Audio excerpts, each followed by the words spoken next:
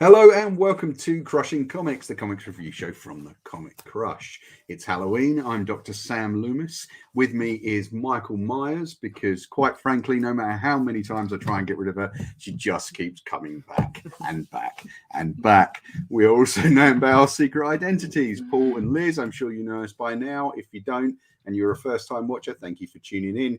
Thanks to all the subscribers for subscribing. If you want to check out the Patreon, that really kind of helps us out, or the web store, which also really helps us out, please do that. The links are in the bottom there, down there, beneath me somewhere. Liz, how you doing? Doing well. Yeah, are you in the Halloween spirit? It's Halloween nearly. I mean, a few more days to go, but... Yep. I am ready to bring on the spookiness. I thought you brought on the spookiness every week, quite frankly. I mean, you always send chills down my spine. Not in that kind of cool John Travolta in Grease way either. More kind of, oh dear, I have to do this again. She terrifies me, quite frankly. So this is our Halloween episode. Sorry, Liz wanted me to say all that. So it's all kind of horror or Halloween themed books this week, which I'm sure the comic publishers kind of probably knew and aimed for. So this week it's House of Slaughter, #1, just there. Batman: The Long Halloween Special, just there. And Hellboy: The Silver Lantern Club, #1, just there. And I'm probably going to mention Nita Hoare's Nightmare blog if I can, if we've got time. Liz, I believe there might be one or two books that you want to mention as well. Yeah, quite possibly. Yeah. Let's see what kind of time we have. But yeah, we've got all sorts of horror themed books to cover. So let's get cracking. And remember, if you want to follow us on Twitter and Facebook and Instagram, at the Comic Crush for me, at Liz C. Jordan for Liz on Twitter. And you can also check out Liz's website, lizcjordan.com, where you can find a bunch of her reviews and some of her other kind of comics-based and film-based writing, which is really good and really worth checking out. And also, you can find us on Facebook. We're there as well for those of you that look like going old school. Facebook's changing its name. Did you hear about this? It's going to be called Meta now, apparently. Okay. All right. Not sure how I feel about this. The metaverse. I just wanted to give a couple of quick shout outs. Speaking of Facebook, last week I was supposed to give a shout out to the wonderful comics Facebook group, Jay's Comics. It's run by Jason Parr. He's a really, really great guy. It's just a lot of people chatting about comics and going through what they've brought and, you know, CGC stuff and toys and things like that. And it has a lot of really great enthusiasm, and it is a really nice space to be on. I don't get to kind of go on there and contribute as much as I would like because I'm doing stuff like this and doing stuff for the website. But Jay, you know, his membership is growing and growing and growing every week. It's a huge amount of people on it now, but it's a lovely space. So if you're on Facebook and you want to join some comic groups, I highly recommend Jay's Comics. If I can, I will stick a link in the description down there.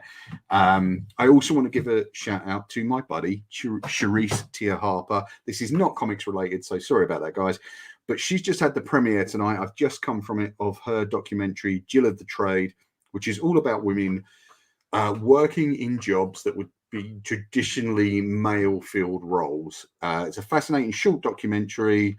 It is coming soon, I hope, to streaming services. She is going to take it around film festivals, so do keep an eye on that. You can follow her, Jill of the Trade, on Instagram.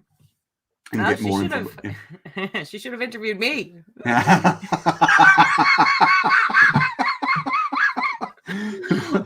I don't know. Goth witch, is that a job, Liz? Does that count? Is that a traditionally male field role? I'm not really sure. Well, behind the till at a comic shop, yes. I did actually suggest that she interview you, but I think she took one look at you and just decided no. I'm sorry.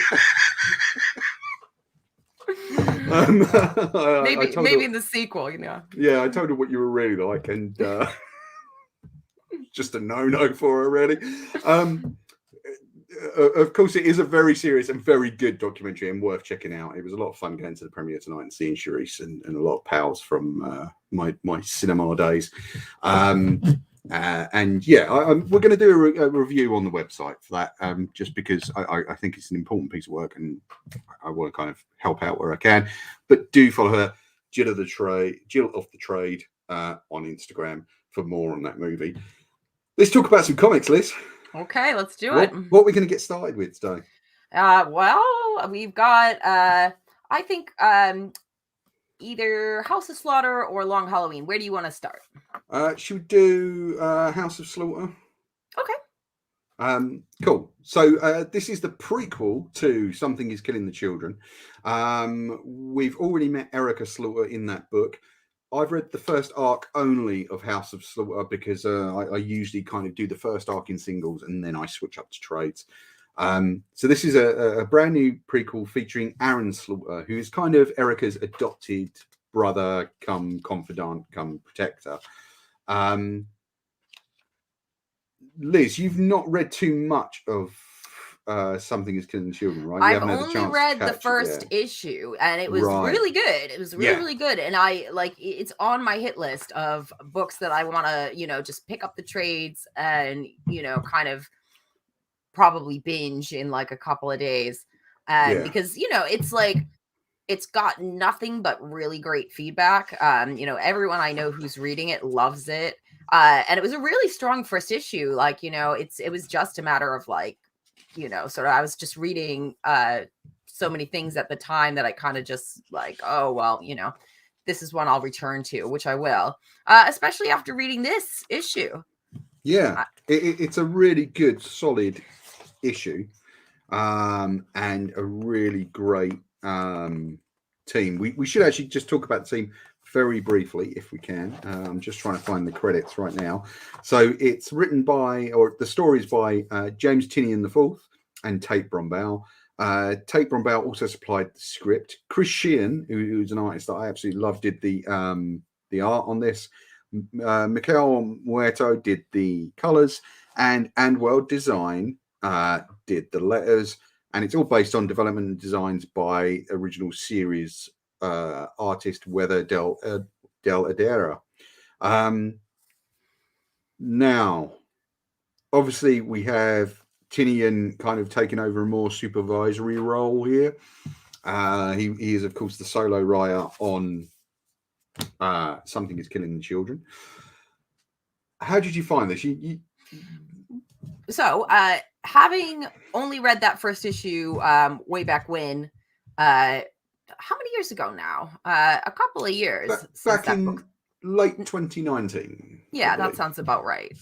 A lot of the, I did question how much context, it's like, oh, okay, how much of this should I know? I found it very easy to follow what was going on in the issues, but, I did sort of wonder, oh, okay,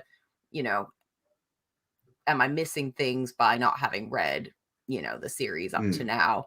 I'm sure I am, but at the same time, I still found it really readable.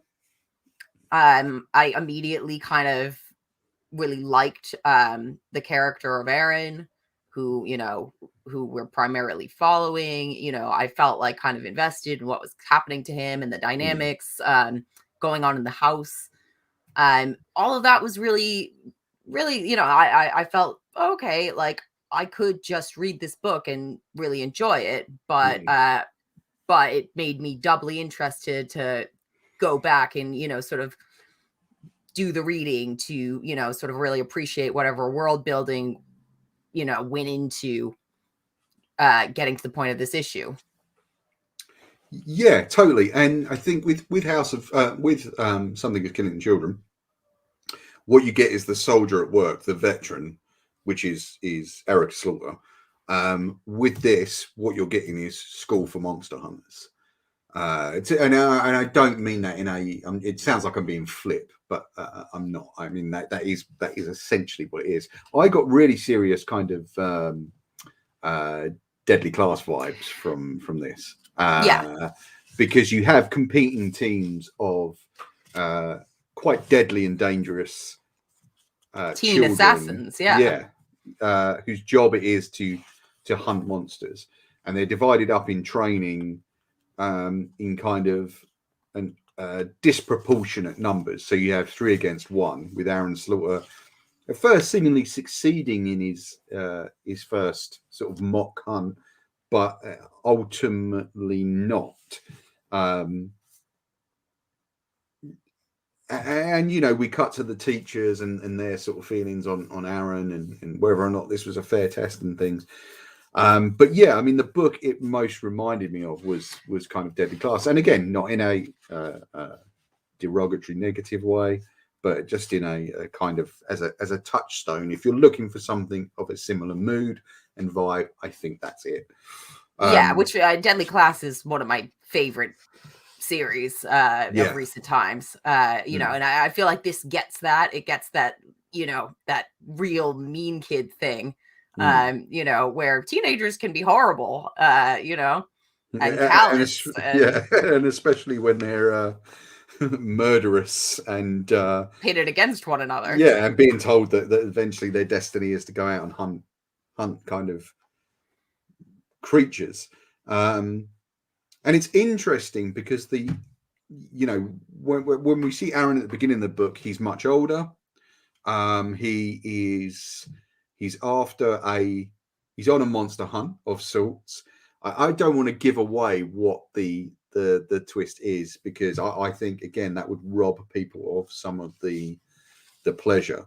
And we see Erica Slaughter very briefly in the book, very, very briefly as a teenager, which I don't think we've really seen her in before, at least not in the arc that I've read of the first book. And it is very much the new kid at school being shown around by the existing pupil, which is Aaron. We meet this guy, Mark. Am I saying it right? Mark Boucher? Is that who he is? I'm struggling with the names now because. Well, he's supposed to be from. I think he's supposed to be from down south, like Louisiana type. Yeah, but isn't it? It looks like he's from a rival school. Like a rival kind of monster hunting school from reading between the lines. You also get the feeling that he's got a family history that's right. really significant. And it's like, his last name might be pronounced like Boucher, but it's like Butcher. Boucher, yes, thank you. Yeah. And you get the sense that all is not well in the school. And of course, Aaron is kind of almost a victim of bullying. Sorry, Jace is the name of the character, not Mark. Well, Boucher is like Boucher, his last name. Yeah, but it's the first name is Jace. Yeah, Jace. Yeah, sorry about that. I'm terrible for reading these books and then almost instantly forgetting certain details, just because my brain has to fill up with so much other stuff. But yeah, I mean, I really enjoyed this. The colors are magnificent. It's a really beautiful kind of painterly color scheme that I think really echoes Werther Del Erdera's work in the earlier book. I forget who the colorist was on that. Sheehan is a terrific artist whose stuff is always interesting. I always feel like you're not seeing enough Chris Sheehan stuff, really. He's great. Yeah. And I did he do the A cover? Because the A cover I love. I believe he did, yeah. This cover. Yeah, that cover. Yeah. Yeah. I think this is I think this is cover number 7. So this is the previews PX exclusive, the one I've got here. Okay, mine is it's got this here. Yep. Yeah, so you've got. I think that's the A cover. Yeah, that's the A cover. Yeah, so I think this one is just that in a different color scheme. One thing to say about this book actually is that, like it's been printed in massive quantities for a Boom book. Like I think it's something like 500,000 of these are out there. Well, I think it's Something is Killing the Children. I think is one of those few books that's come out in the last couple of years where the like value has shot way up on the issue one. So I think this time they're just, in part because covering their bases, they're, the paper shortage is actually starting to really impact on printings. Did you hear about this week? Did you hear that the Image will not be doing second prints of their issue ones going forward? That's fascinating. And it was to do with the paper shortage, and it's wild because when you think about Image books, normally they, some of them, the popular ones, can go to, 5th and 6th printings, like just talking recently at work, the in the UK anyway, the upcoming What's the Furthest Place from Here by Matt Rosenberg and Tyler Crook has been, I think it's Tyler Crook doing that, has been heavily allocated. The record version, the 7-inch single version, that's been heavily allocated in the UK, which means they regardless of what your orders are, they will only send you a certain amount. So I guess that might be a trickle down effect. Obviously, that's got that sort of limited edition bonus of the 7-inch single with it. I didn't know about this kind of Image only doing the first printings though. That's interesting. That's bizarre. But like the values of stuff at the moment it's just kind of crazy. Like it could be that Boom are, looking to doing the same thing. Hence the massive print run here. And also, I think just due to the popularity of something that's Killing the Children, that's probably one of their best-selling books, I would think. Absolutely, yeah. So why not invest in, a spin-off, prequel, whatever you want to call it? Yeah, totally. Although one wonders if you remember, like the X-Men #1 days when it was just like, well, you've printed 1 million of those, so how scarce is it really? I don't know, but there are things, as you say, affecting that paper shortage and shipping delays and whatnot. This got to the shelf on time. I certainly had no trouble picking up my copy, as I'm sure you didn't. Overall, I think it's a really solid first issue. I really enjoyed it, and like as someone who hasn't, actually read the bulk of that series, I really, really liked it. Absolutely, you're spot on, pointing out the Deadly Class vibes, which I immediately connected with, and I think that like any, most readers would, honestly, I think most people who read comics probably knew a lot of mean kids, in their high school days. Not to generalize, but most people do, whether you're a comics reader or not. Sure. I certainly went through that, growing up. So, and whatever kind of fantastical sort of, elements you place in a like school-like setting, you're always going to have something relatable there with the dynamics between kids. And it's where the whole Buffy thing comes from. High school is hell. It's certainly, you are seeing stuff that's been done before, but I think there's a lot of that in storytelling at the moment, and I think it's fine because things come back around for a reason. I think they always stay relevant, and I dare say there are metaphors that they are trying to reach with monsters that only go around killing children. Sure. I'm sure a lot of those are quite obvious, but it doesn't really matter. The work is no less good or interesting for it. This isn't as bloody as you remember the first issue of Something That's Killing Children was incredibly bloody, and they seem to have gone the opposite way with this. More for mood, atmosphere, and sort of quite familiar teenage tropes. So,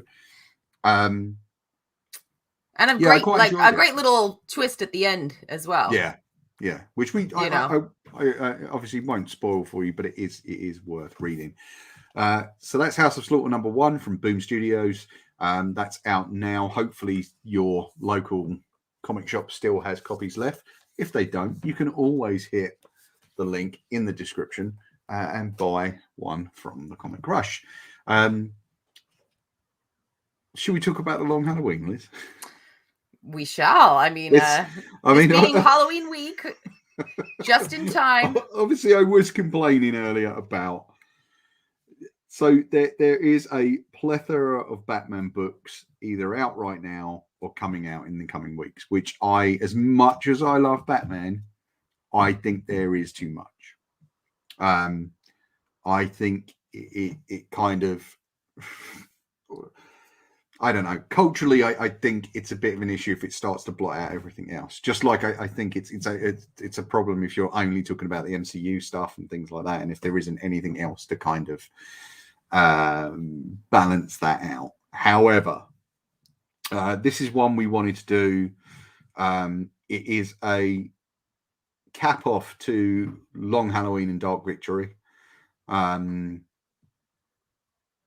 It contains some interesting elements. It is Jeff Loeb and Tim Sale joining forces again, which they haven't. This is the first time in years I think they've done. I mean, together. yeah. I don't know if Captain America White they actually needed to finish it or if it had been finished.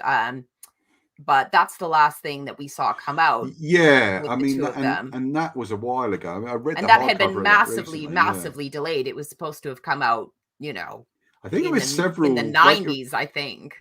Oh God, I'm trying to remember now. I mean, it was a delay of a good few years for Captain America White, and I think they got as far as issue 0 and issue 1, right? And then finally, like maybe I don't know, 3 years ago they finished it. Yeah, but I don't know if those issues had already been.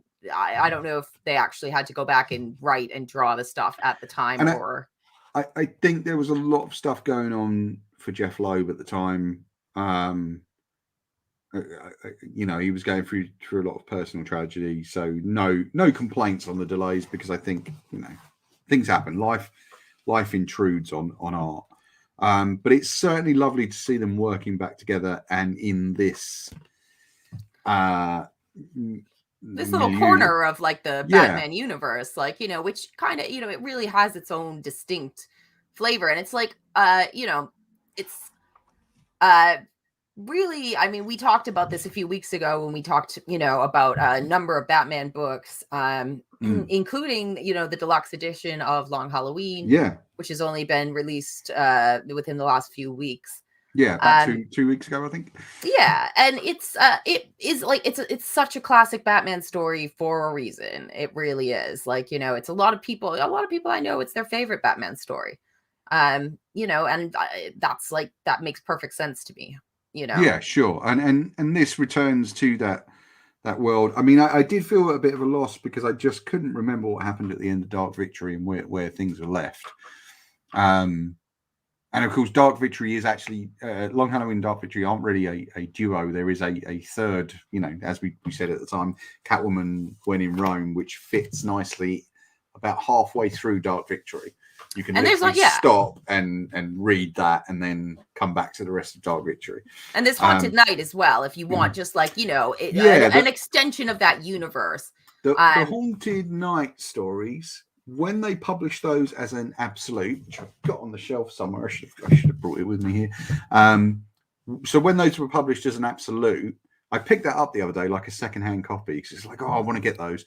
And I was thrilled to find it had Catwoman When in Rome packaged in with those, I guess, to extend the page count. But it was lovely, and it's lovely to see it those size. But I mean, it is one of those books, Long Halloween, Dark Victory. They are constantly being reissued in one form or another. We've just had the deluxe Long Halloween. We've got a deluxe. I did an interview with Kelly Sue DeConnick the other day, and we were talking about titling on books. And she was saying that DC kind of very strongly insisted that her new book that she's done with Phil Jimenez not be called Historia the Amazons. It needed to be called Wonder Woman Historia the Amazons, and she kind of not fought against it, but was like, look, can we try this? Can we call it the Amazons historical? Can we try this? And they were like, no, it's definitely going to be called Wonder Woman. And we were laughing about the fact that the new edition of Catwoman When in Rome has been retitled. I'm sure we've talked about this before. Batman, The Long Halloween, Catwoman When in Rome. Like the longest title of all titles. Which just seems, you can't even fit that on the spine, really, in any reasonable way. But this actually is a direct sequel to those things. It's a nice, thick, sort of spined special. I chose that cover as well. Yeah, it's a nice one. Yeah, it is. As much as I like the other one, I think all the covers are really... Did you see the I want to say 1 in 10 or something like that? Yeah, it was which gorgeous. Is so nice. Yeah, but it was $40. So I just couldn't afford that price tag, unfortunately, as much as I wanted it. I just really could not afford that cost on a book, and it's something very of a style. This has Gilda Dent returning to her husband Harvey post Dark Victory, where he was sort of having an affair with, I can't remember the name of the character now, but the new DA. He was kind of having an affair because I believe that he thought that Gilda was dead in that book. I really like what they've done with Gilda Dent here, because she's kind of completely ignores Harvey's homicidal tendencies and his and also his physical appearance. Like, she just sees him as her Apollo, in her words, like, that he's perfect, and she only sees the man she wants to see. And of course, we also have the return of Julian Day, but in a much deadlier form. I found in this, and as the central sort of as the central villain, which of course, Julian Day in The Long Halloween was kind of one of the great misdirects, where we're meant to believe that, of course, because they're holiday killings, it is Julian Day, the Calendar Man. Spoiler, it isn't. Right. I mean, we won't spoil who it is, but yeah. Well, I'm not even sure who it is anymore, because but don't we don't need to get into that too much, because I think Dark Victory contradicts whatever the end of Long Halloween in terms of who the holiday killer is. And certainly it is fun to kind of see this world again. Tim Sale's work is gorgeous as ever. Second to none. I mean, like I love them working together so much. It was just like a real treat for me. A treat rather than a trick this Halloween week. Very nicely played, Jordan. Very nicely played. There is one member of the team who didn't return for this book, which is colorist Richard. I forgot his name now. This is the trouble with Twitter, because all I remember now are bloody Twitter handles. But Dave Stewart is the colorist that normally does their books, I believe. And it isn't Dave Stewart on this. It's a very talented guy, Brennan Wagner, who actually manages to kind of replicate those color schemes that we saw in the earlier books, which are so distinct. Yeah, they're very kind of, and they're big color schemes as well. They're big panels of color, or big panels of black, and they use the light really well. And there are some lovely panels in this. Tim Sale also does love his splash pages, so you get magnificent things like this. I love that sequence. I loved the way they used the mirror throughout that whole sequence. So it is good stuff. We also see it's an early outing for Robin. If we remember, at the end of Dark Victory, Robin gets kind of Dick Grayson gets kind of indoctrinated into Batman's world. But also there is a big surprise for kind of a cameo for another Bat family member. I really enjoyed that. We shouldn't really say. We shouldn't. But I loved the way they played that, because right down to the costume and everything. And because also you're then in that thing of, well, hold on, does Gordon know? Like, does he know? Because we can't really say too much. It's something we can argue about off air, I think. But yeah, like an enjoyable sort of comeback. I don't know how often these guys will get to work together again. I imagine that will kind of hinder on the response to this. Right. I mean, because the way they leave it is the end for now. Yeah. That is literally in the text at the end of the issue. So it would lead you to believe that it is a universe that can be revisited. Yeah.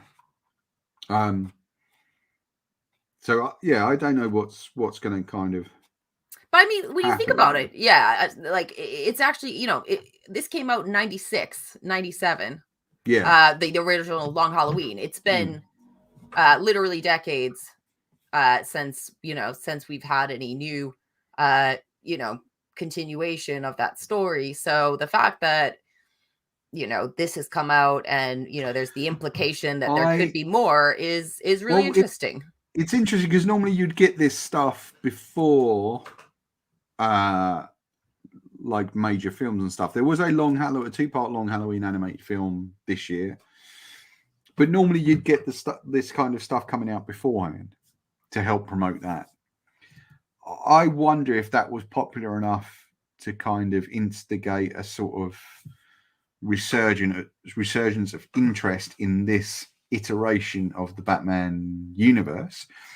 And I wonder if we might not now see, if not work directly by Loeb and Sale, a Long Halloween based kind of universe thing. Like a pocket of the DC universe that kind of exists outside continuity. Maybe. I mean, I think honestly, that the animated film probably, it sparked discussion, but I have the feeling that DC probably would have laid out the red carpet for them to continue this story in any fashion at any time they ever desired to do so. And it probably had more to do with their desire to revisit it and their availability to revisit it. I mean, Jeff Loeb has been working in TV for the past decade. Sure. He worked on the Netflix Daredevil, and I think Jessica Jones as well. He, did Heroes. He did all sorts of stuff in TV, and maybe, he just had some downtime and thought, I'd actually like to dive back into doing some comics work, and I've got a few ideas, for Batman. Absolutely, it's entirely possible. I'm hopeful that we'll see more from these guys. They are, of course, if you look at the solicits for January, they're diving back into Batman Origins again. We're getting a series from Chip Zdarsky, which I'm very surprised to see. Of course, he's coming off his massive hit run of Daredevil and moving on to, I believe it's called Batman the Knight. And I've got a feeling it's a 12-issue maxi, which will take in Bruce's training years, which is something we've seen in shorter form before. And I'm of course I will absolutely be buying that. There's also picking that up. There's also some great reprint stuff coming from Hero Collector, because they're doing I have to try and remember the title now. It's one of my favorite Batman stories. It's one I always rave about, but it's been out of print for years. What's it about? Why is What's it about? It's the one where Bruce Wayne is accused of treason. And of course, he can't actually say what he's been doing, hopping around to all these different kind of terrorist groups and senseis who train terrorist groups. It's the one written by Sam Hamm, who did the Batman 89 Batman movie. Blind Justice is what it's called. Blind Justice, yeah. So they're reprinting that. They're reprinting Venom, which is a great Batman Legends of the Dark Knight storyline. But they're reprinting a lot of really good stuff. Stuff that, is otherwise unavailable. Yeah. Yeah, and I always like the hero collector stuff. When the Batman lists come back to the Comic Crush, which I promise you they are going to next year, those collections will figure quite heavily in them because there's a lot of stuff that you otherwise could not get. We'll have to try and make next week's show a Batman free show. We'll try. As much as I love Batman, I it's getting a bit crazy now. But there's so much great stuff coming from DC. I know. And a lot of the Marvel series I'm really enjoying are coming to an end. The first arc of Moon Knight is coming to an end. The Kang the Conqueror series, which has been magnificent. I take it you've still not had a chance to check that out, Liz? No, still not read it. There's 3 issues so far, correct? Yeah. I think my problem was that I missed the issue 1 on the shelf, and it's I haven't been able to pick it up. So I will keep my eyes peeled for it in the shop if they do another printing or whatever. I'll try and snag it. Yeah, it's definitely worth picking up, like a magnificent series. Kang, a character I know very little about. Previously couldn't care less, but I absolutely have enjoyed and loved this series. That's the best. I love when you kind of find an access point with a character that you didn't really care about, and suddenly it's like, you find the thing that clicks. Also, the Moon Knight series is coming to the end of its first arc. I think they're on issue 4 now, which came out this week. Really enjoying that. I can't remember. I'm sure there's another. Oh, the Defenders, of course, which is just magnificent. I don't have a clue what it's about or what's going on, but you're really enjoying it. Marvelous. Yeah, Al Ewing and Harvey. I think he's doing the art now, but that's a fantastic series and sort of involves the Celestials and things like that, which we're going to see more of in the Eternals from the looks of it. Right. I'm hoping to do a nice big piece on the Eternals next week. About the Eternals comics, so I'll look at the 3 volume ones. So Kirby, Gaiman, and Gillen, across those sort of periods. If I can get the reading done in time, of course. Liz, any other books you want to mention this week? Sticking with the horror theme, I read. Now this came out last week, but I did read. Refrigerator Full of Heads. That is one of the Hill House books.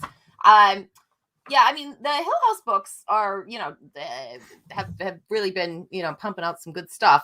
And this one, I feel like this one was delayed, maybe. But I think it delayed in the UK. It didn't. I know it didn't come out until this week in the UK. Yeah. So, but not back over there. How was it? You enjoy it?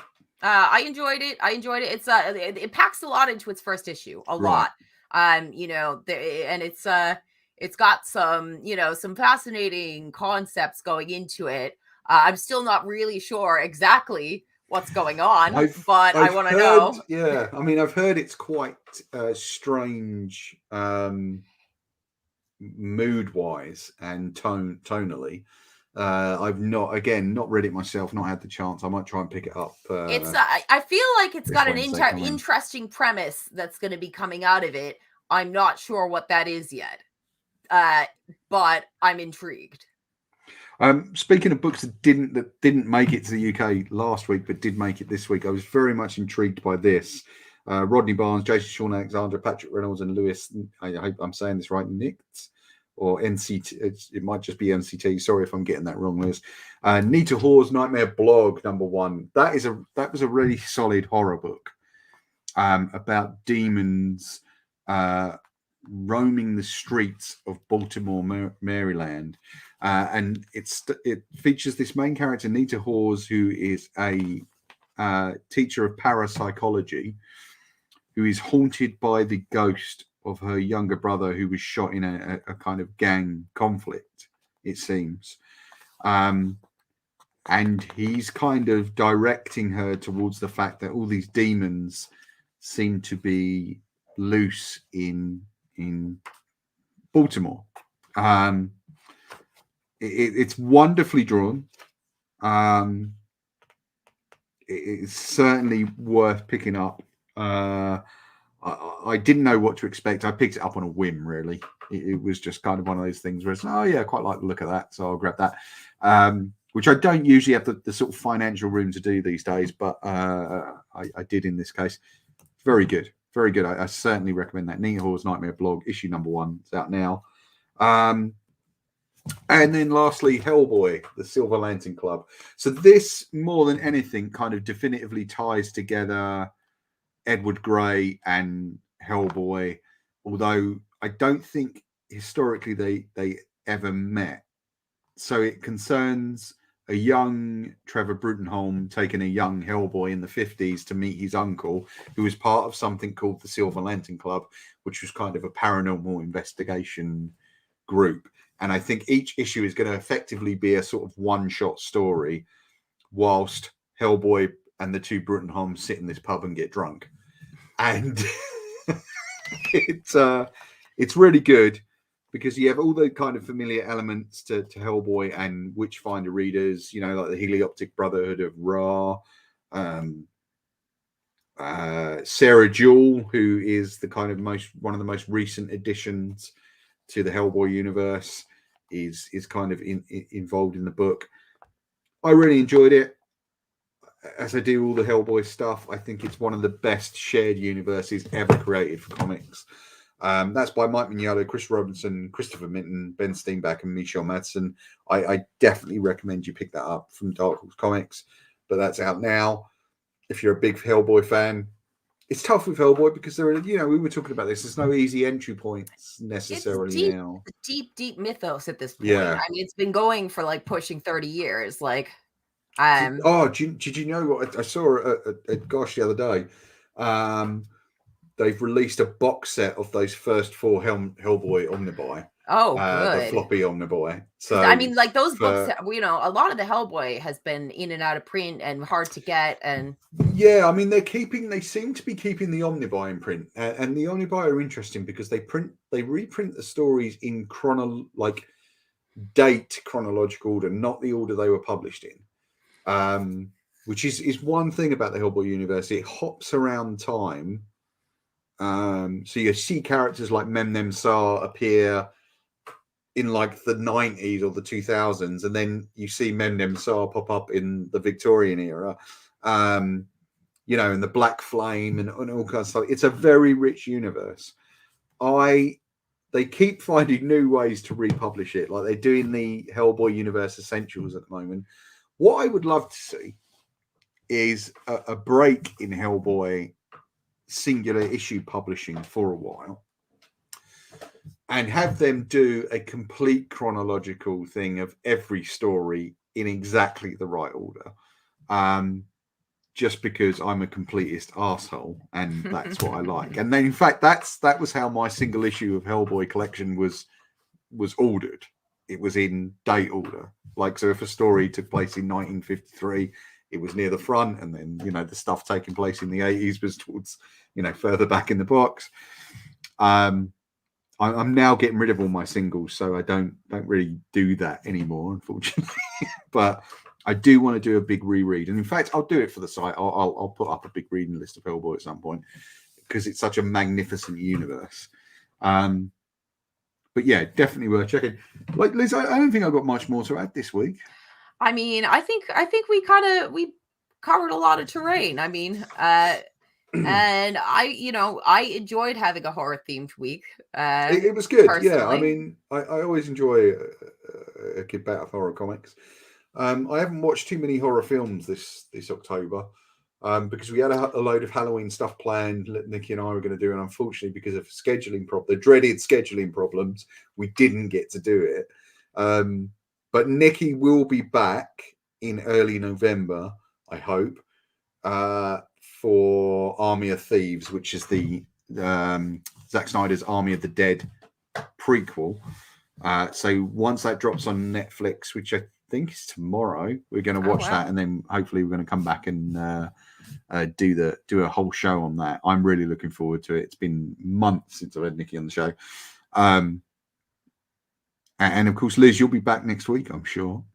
I'll be back for this show next week, and next week is the Eternals. It is. So again, we have to find next week is it never rains but it pours. So next week,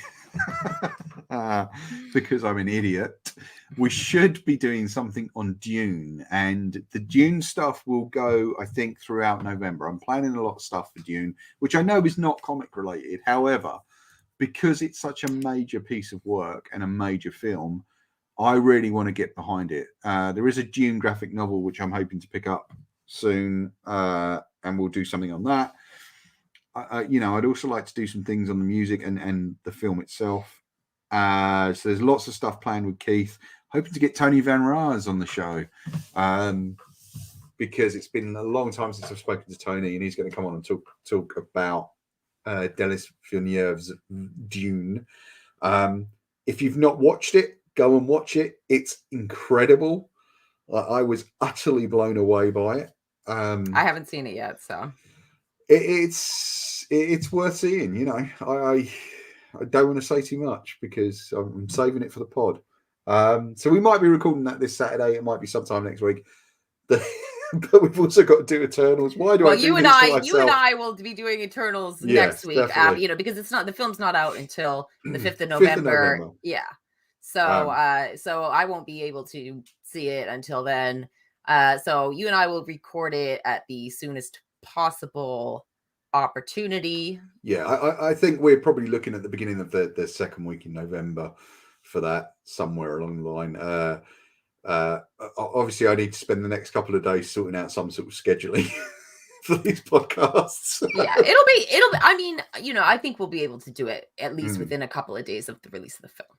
So yeah, I hope so. The Dune stuff will probably be in 2 parts though, because we're going to do part 1, which is Caladan, as we're calling it, which is going to be me and Tony, and then part 2 will be Arrakis, which will be me and Keith talking not only about the new Dune but the older version of Dune too.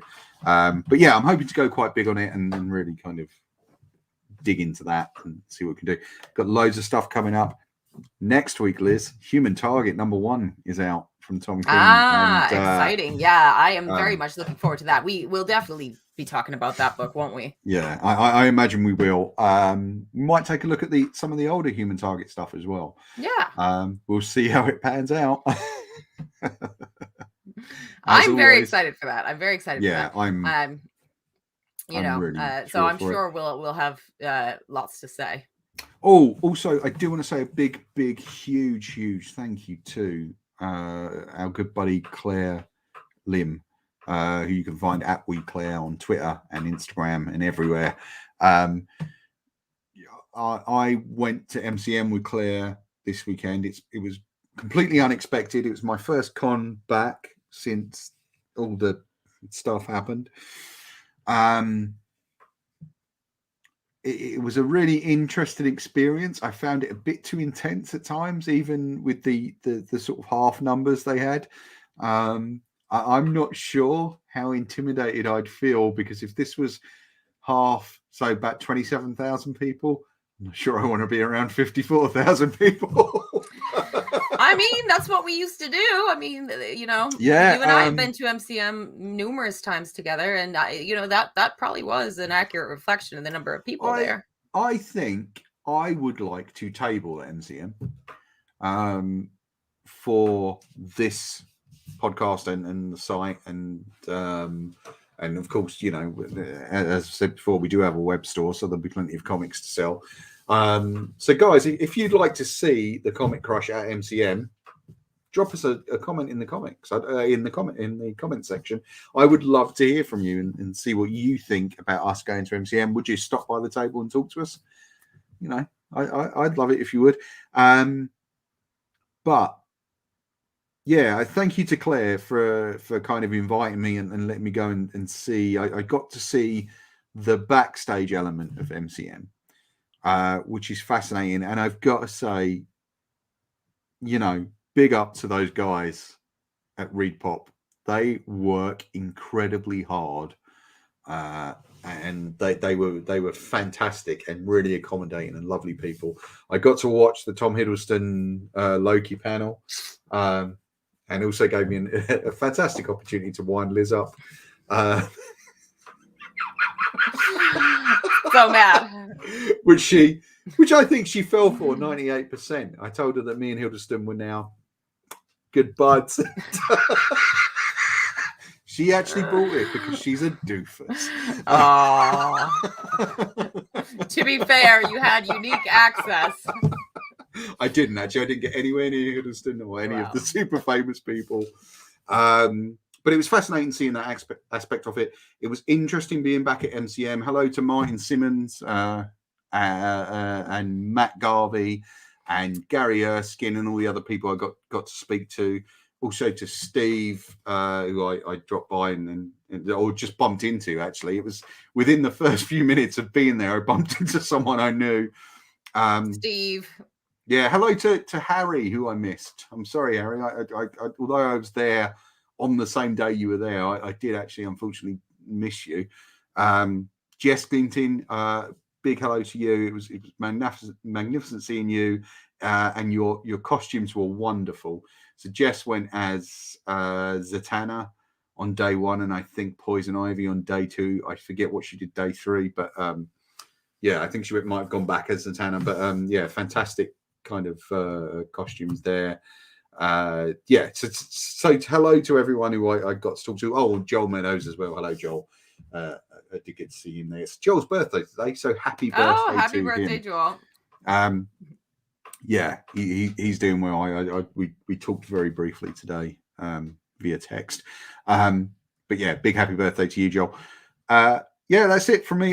Shows, I don't know. Like I wasn't expecting to go back to shows till 2023. Are you itching to get? Are you itching to get back to shows? Oh, if I had been in London, I would have loved to go. I would have loved to go. I mean, I think it's just like it really connects you with your community. As you said, you saw tons of friendly faces there that you haven't seen in a long time. You know, I miss the spirit of cons. I miss the fun of cons. I miss the access to, you know, all these great creators that you only get in, you know, in a space like that. You know, face to face. And it's, you know, I absolutely do miss it. And I welcome the return of it. I think it's great that they went ahead and did it. Yeah, it was great. I mean, they did a really good job. Hopefully next year it'll be more, you know, it'll be bigger, more comic guests. The panels were magnificent. Claire did an amazing job. I mean, you know, Claire's a fantastic interviewer, and you know, I mean, she did some amazing panels. I mean, like the Loki panel. She interviewed Charlie Cox and Deborah Wall. Now, I was really curious about that one because I didn't get to see it. Unfortunately, I was elsewhere on the floor when that was happening. But I'm quite curious. It seems very interesting. It seems very interesting that those characters. I was genuinely expecting that at the end of that panel they would have made it like an announcement, and we all know what we want that announcement to be. We do.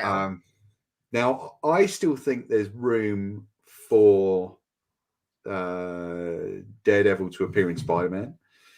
In the new Spider-Man movie, I think anything's possible now. Anything's possible, and I think that, you know, this Spider-Man film is going to be it's going to change the shape of the MCU, and the fact that those two actors were interviewed at MCM makes me very hopeful for, you know, this multiverse to include that corner of the universe as well, because I think fans they desperately want it, you know.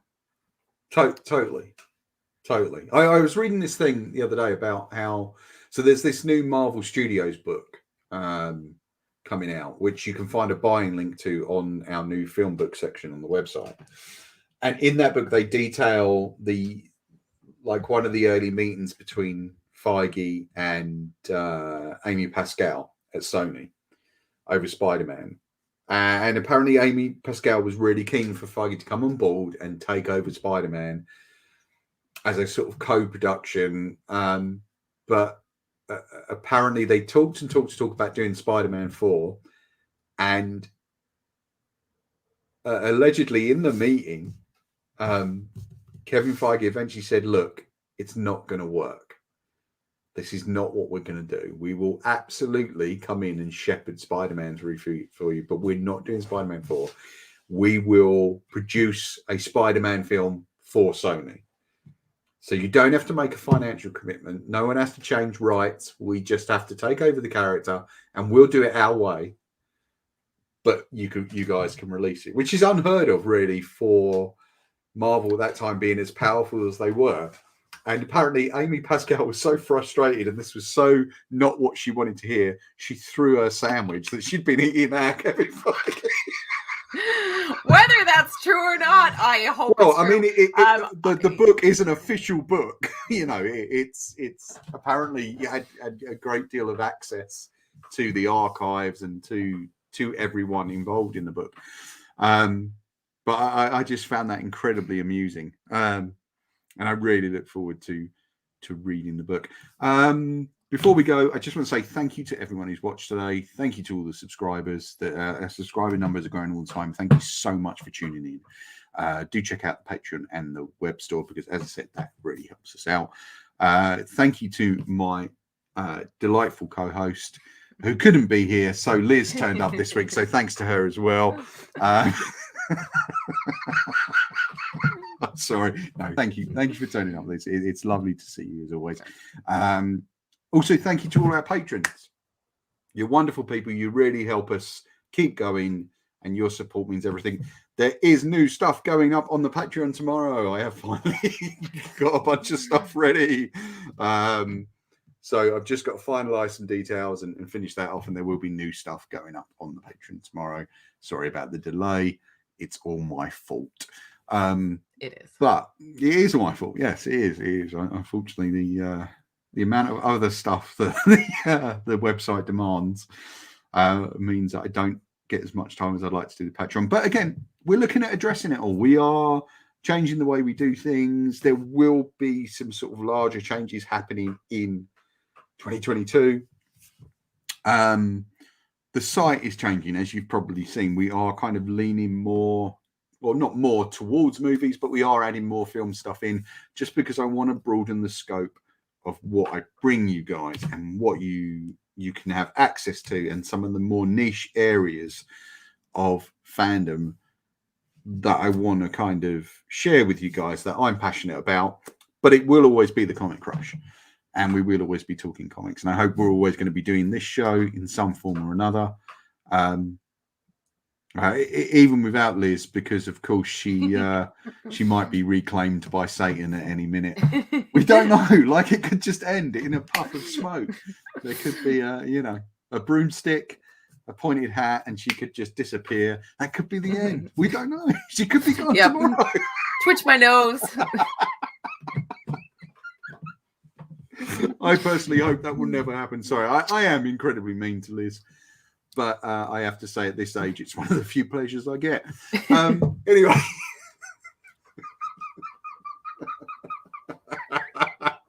I'm sorry, guys. I of course, we are good pals, honestly. I'm just teasing. It's been fun. Liz, thank you so much for coming in this week and doing this fascinating, interesting kind of range of books. Hope you guys have had fun watching it. We'll catch you next time on The Crush. Happy Halloween. Yeah, sometime next Thursday, we hope. Bye. Bye. And